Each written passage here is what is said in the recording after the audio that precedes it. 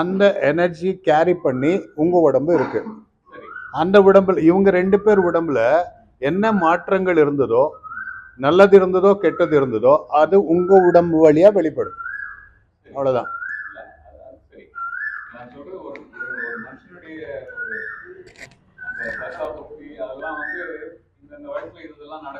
ஆமா ஆமா ஆமா ஆமா ஆமா எஸ்.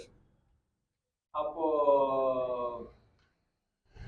அதான் நான் சொல்ல வரேன். அது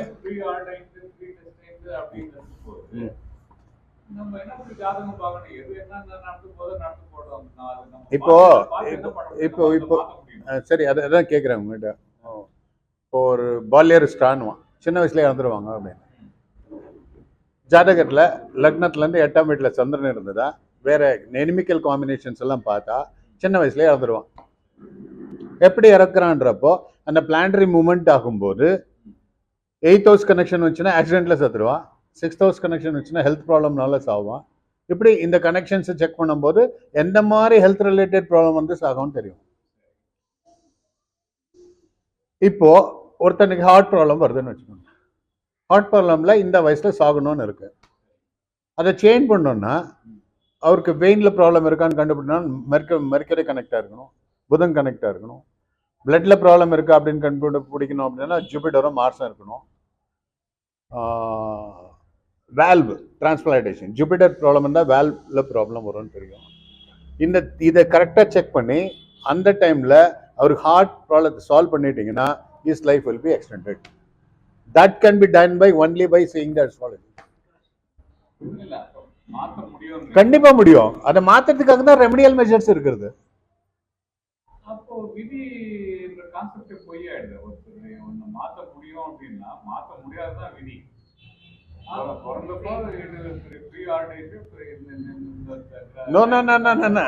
நீங்க தப்பா புரிஞ்சிட்டு இருக்கீங்க.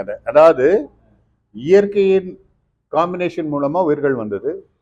உயிர்களுடைய தொடர்ச்சி தான் நம்ம. நான் என்ன எங்க அப்பாவுடைய உடம்பு.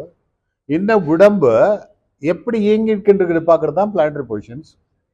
இந்த இயக்கத்துல எப்ப ப்ராப்ளம் வரும், எப்ப நல்லது ஓடுதும் கண்டுபிடிச்சு அதை சரி பண்ணிக்கிட்டோம். அந்த நல்லது நடக்கிறப்ப அதை பயன்படுத்திக்கிறதுக்கு தான் அஸ்ட்ராலஜி யூஸ் பண்றோம்.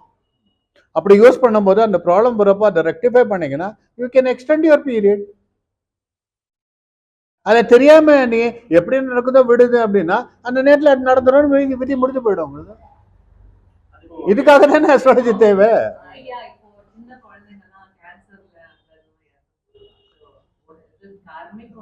No, it is the combination of their father mother effect மா. புரிஞ்சுதுங்களா?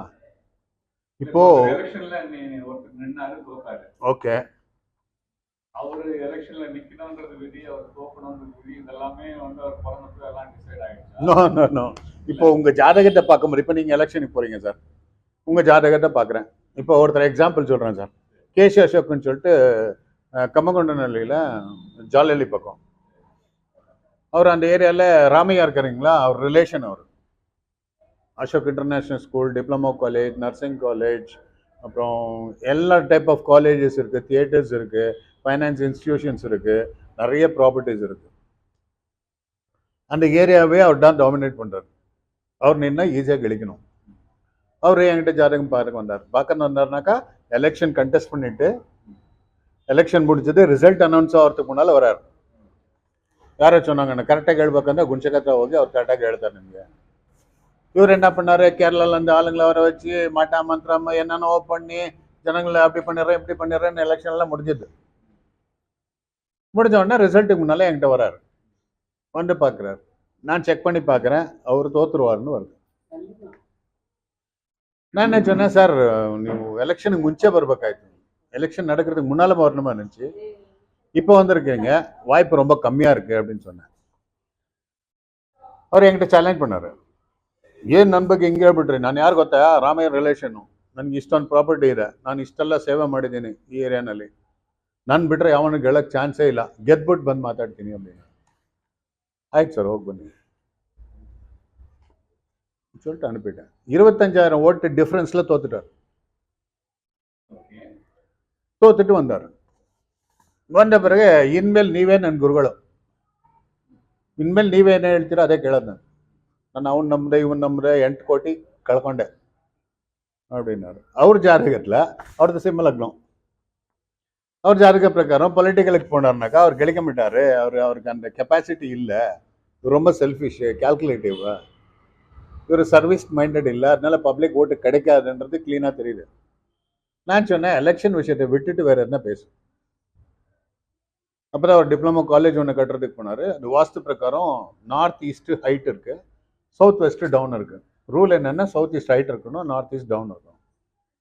அந்த ஹைட்டில் வந்துட்டு அவங்க அப்பாது சமாதி இருக்கு, இது 10 ஃபீட் 15 ஃபீட் டவுன். இது ஹைதராபாத்லேருந்து யாரோ ஒருத்தர் ஃப்ளைட்டில் வர வச்சாரு, எவ்வளோ லட்சம் கொடுத்தாரு, அவன் வந்து செக் பண்ணிட்டு இதை கட்டினா செத்துருவான்னு சொல்லிட்டு போயிட்டான். அப்போ தான் என்கிட்ட வந்து இதெல்லாம் கேட்டுட்டு போயிருக்கு.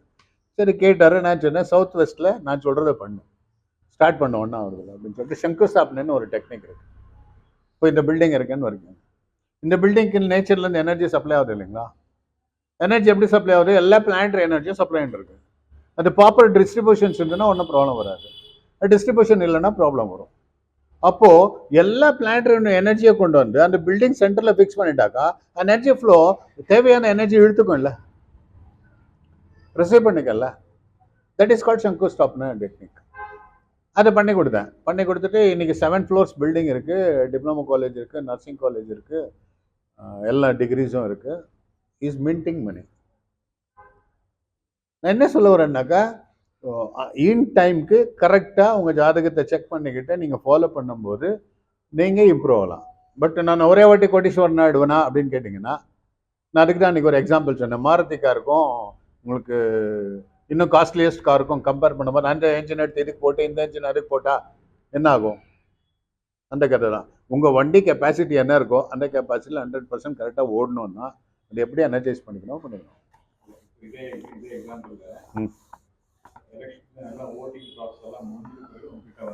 Okay, S.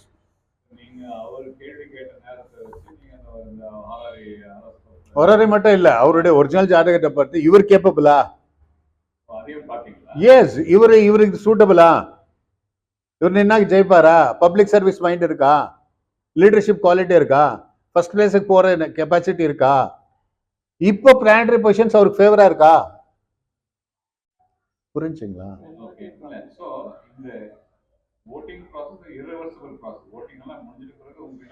எஸ். அப்ப இருக்கிற அந்த அந்த அந்த கரண்ட் பிளானட்டரி பொசிஷன்லாம் வச்சு நீங்க வந்து தோப்பாரு அப்படின்னு சொல்லிட்டீங்க. ஆமா ஆமா, நீங்க தோத்துருக்கீங்கன்னு சொல்லிட்டீங்க. இது ஓகே. இது வந்து அந்த யுவர் எனிபடி கேன் சே, நீங்க சொல்ற மெத்தட் ஃபாலோ பண்ணா யாரும் வந்து செய்யலாம்.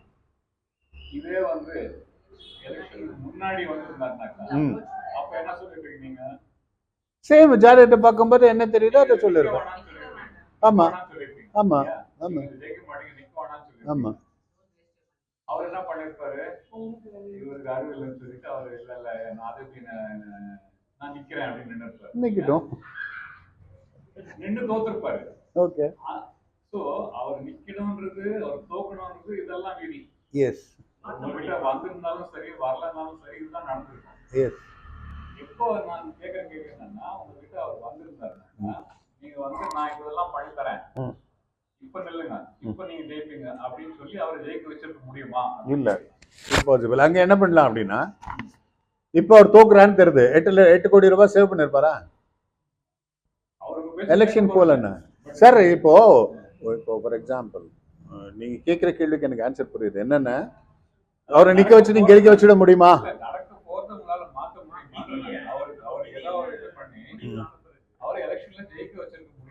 இல்ல, certain things you cannot overcome it. For example, அவர் கொஸ்டின் கேட்டார் சார், கொஸ்டின் கேட்ட பிறகு அவர் ஜாதகம் பிரகாரம் இது ஆவாதுன்னு தெரியுது. சரி, இதை சரி பண்ண முடியுமான்றதுக்கு ரெமிடியல் மெஷர்ஸ் இருக்கு, பரிகாரங்கள்னுவான். அது வந்துட்டு 5th house talks about spiritual support. அது மட்டும் இல்லாமல் ஒரு ஜாதகத்தில் இப்போ லக்னம், இந்த லக்ன கதிவை பற்றி சன்ல வந்து ஹைட்ரஜன் இருக்கு, ஹைட்ரஜன் கண்டென்ட் எதில் இருக்குன்னா சன்ல இருக்கு. சன் எனர்ஜி எங்கே வேணும் அப்படின்னாக்கா ரூபி ஸ்டோன்ல கிடைக்கும். அந்த எனர்ஜி வந்து பர்டிகுலர் டெம்பிளில் கிடைக்கும். இதுக்கு போகும்போது அவர் எனர்ஜைஸ் பண்ணலாம். பட் ஃபேட்டன் பார்க்குறப்ப அது அந்த காம்பினேஷன் பார்க்குறப்ப இவருக்கு ஜெயிக்க முடியாதுன்றப்போ நீ என்ன கொடுத்தாலும் 25,000 ஓட்டில் தோக்குறவர் 5,000 ஓட்டில் தோப்பாரு. விதி எல்லாம் கிடையாதுமா, விதின்ற வேர்டு நம்ம யூஸ் பண்றது அவ்வளவுதான். எஸ், விதின்றது உண்மையா பொய்யா? ஓகே, விதியை மதியால் வெல்லலாம். அதான் சார் இது மீனிங். இப்போ ஃபார் எக்ஸாம்பிள் நான் ஒரு சின்ன எக்ஸாம்பிள் சொல்றேன் உங்களுக்கு. ஒரு ஹார்ட் பேஷண்ட், ரொம்ப ரிச் பர்சன், அவர் பேர் சொல்றது வேண்டாம், வெரி ரிச். அவரு ஜாதகத்தை எடுத்துட்டு வந்தார், பார்த்தேன். Will get a heart related problem. Heart related problem எதனால வந்ததுன்னு செக் பண்ணினா கண்டுபிடிச்சலாம். Whether it is related to taking fatty items or related to smokings or drinks or any other addictions, என்னென்ன கண்டுபிடிச்சலாம். ஓகே, ஸோ இந்த ஹேபிட்ஸ் எல்லாம் கம்மி பண்ணிங்கன்னா உங்களுக்கு குறையும். ஒன்று. ரெண்டாவது, ஹார்ட்டில் என்ன ப்ராப்ளம் வரும்? வெயின் ரிலேட்டட் வருமா, வேல்வ் டிரான்ஸ்பிளான்டேஷன் வருமா, என்ன அப்புறம் எனி ப்ராப்ளம் வருமா அப்படின்றத கண்டுபிடிச்சிட்டு இந்த ட்ரீட்மெண்ட்டுக்கு போனால் நீங்கள் ரெடி ஆகலாம். ஓகே, இதெல்லாம் சொன்ன பிறகு அவர் என்ன பண்ணார், இல்லை சார் நான் ஏற்பட்டுரும், இது ஆகவே இல்லான்னு அப்படின்ட்டாரு. நான் சொன்னேன், no, Apollo hospital Chennai Girinath doctor இருக்காரு, அவரை போய் மீட் பண்ணுங்கள். 35,000 கேசஸ் பண்ணியிருக்காரு, ஒன்று கூட ஃபெயிலியர் இல்லை. பத்மபூஷன் அவார்டு கொடுத்துருக்காங்க அவருக்கு. Is capable person. Date fix பண்ணி கொடுத்தேன். அந்த டேட்டில் போயிட்டு ஹார்ட்டில் வெயினில் 7% 90% பிளாக் இருந்தது. ரெடி பண்ணி வந்தார். 33 இயர்ஸ் ஆச்சு, இன்னும் இருக்கார். அவருக்கு அப்பயே டாக்டர் சொன்னது இவர் இறந்துருவார். நான் என்ன சொல்ல வரேன் அப்படின்னா, நீங்கள் அந்த டைமில் அதை கரெக்டாக செக் பண்ணிவிட்டு கரெக்டாக அதுக்கான கரெக்ட் பிளேஸில் அந்த ப்ராப்ளத்தை சால்வ் பண்ணிக்கிட்டிங்கன்னா 100% யூ கேன் ப்ரோலாங் இட்.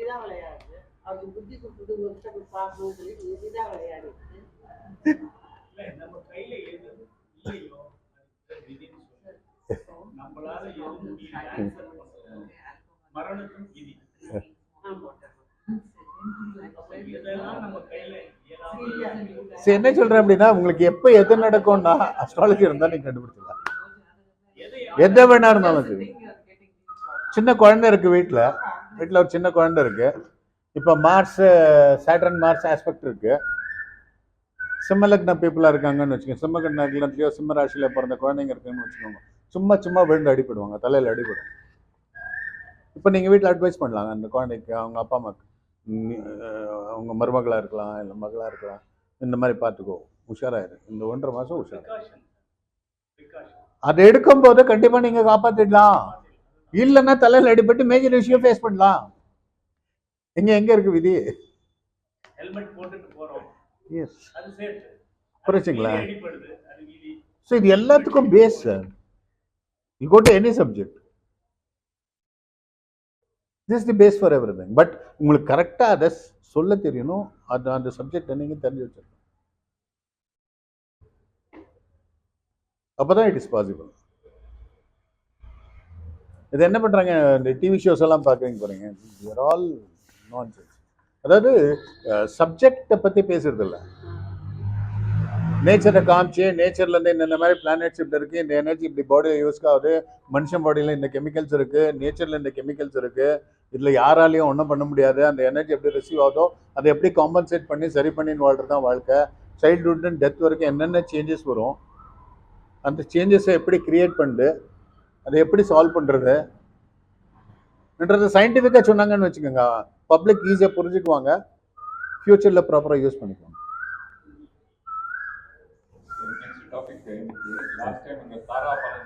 ஆமா, ஓரா சொல்லணுமா? ஓகே.